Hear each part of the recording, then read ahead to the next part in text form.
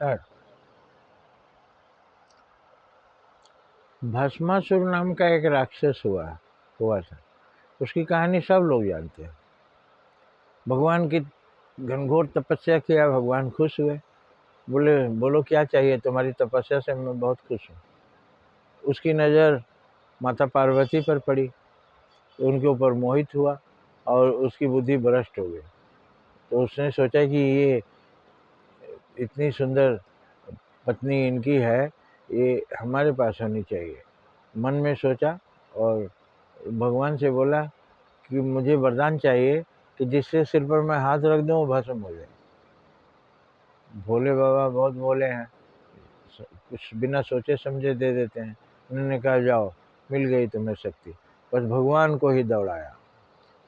भगवान वहाँ से भागे, अरे अरे इसकी तो उम्मीद नहीं थी कि हमको ही मारेगा। तो भागे भागे भागे ब्रह्मा जी के पास गए। ब्रह्मा जी ने कहा कि मुसीबत आप ही पाले हैं ना, बिना सोचे समझे अपनी शक्ति दे देते हैं। अब आपको दौड़ा रहा है, हम क्या करेंगे, बूढ़ा आदमी, जाइए, विष्णु भगवान ही कुछ कर पाएंगे, हम तो हमारे बस की बात नहीं। हम उस राक्षस का मुकाबला बूढ़ा आदमी कैसे करेंगे। तो विष्णु भगवान के पास गए। विष्णु भगवान तो सभी देख रहे थे। उन्होंने कहा कि जाइए भोले बाबा, विष्णु लोक में जाइए, बैकुंठ के अंदर जाइए, मैं इसको देख ले रहा हूँ।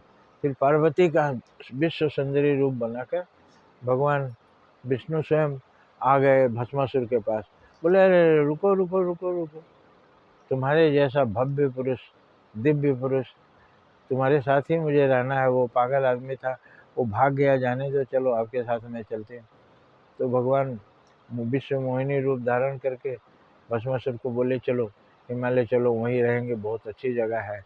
वो पगला भाग गया। तो विष्णु भगवान की माया से बस विष्णु भगवान के साथ भस्मासुर हिमालय आ गया, कैलाश पर्वत पर। देखते देखते शाम हो गई।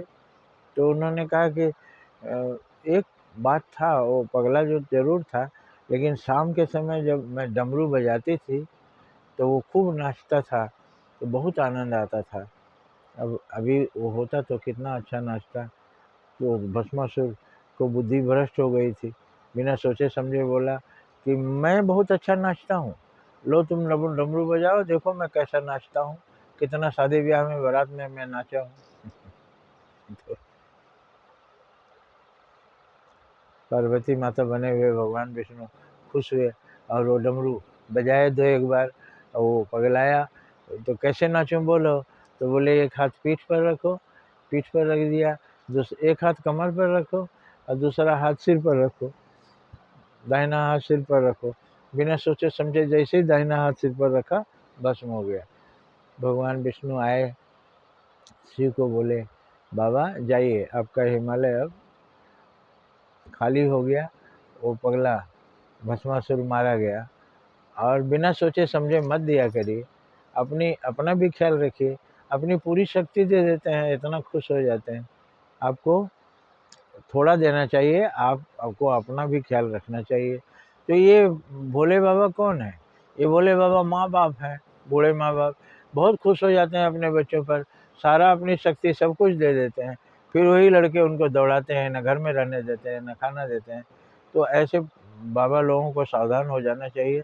भस्मासुर की कहानी बहुत पुरानी है, सदियों पुरानी, लेकिन आज भी उसका अर्थ यही है कि अपने ही बच्चों पर आप खुश होकर के कहीं ऐसा दे देते हैं। वो जो तपस्या करते हैं, जो बहुत भाव प्रेम दिखाते हैं, वो आपको नहीं दिखाते हैं, आपकी पार्वती को दिखाते हैं। पार्वती क्या है, शंकर भगवान की लक्ष्मी। तो आपके पास जो धन दौलत है उसी का उनको लोभ है, आपका कोई लोभ नहीं है। ये बात आप समझ के रखिए, इसलिए उनको भी थोड़ा दीजिए, अपने लिए भी रखे रहिए। यही इस भस्मासुर की कहानी का सार है। अपना ख्याल रखेंगे नहीं, पागल हो जाएंगे, जिस पर खुश होंगे सब कुछ दे देंगे, तो वही आपका दुश्मन बन जाएगा जिसको आपने दया करके दिया है। जय हिंद, जय भारत।